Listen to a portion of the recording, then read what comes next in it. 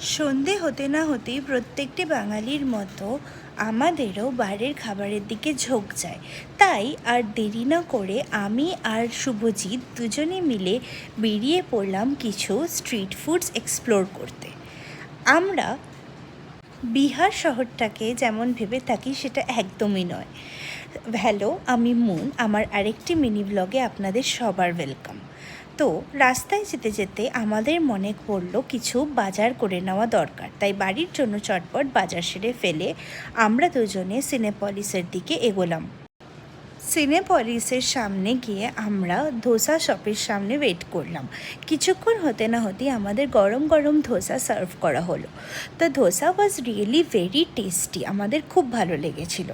তারপরে পাপাই ভেলপুরি হাতে হাজির হয়ে গেল। ভেলপুরিটাও ভীষণ ভালো খেতে ছিল।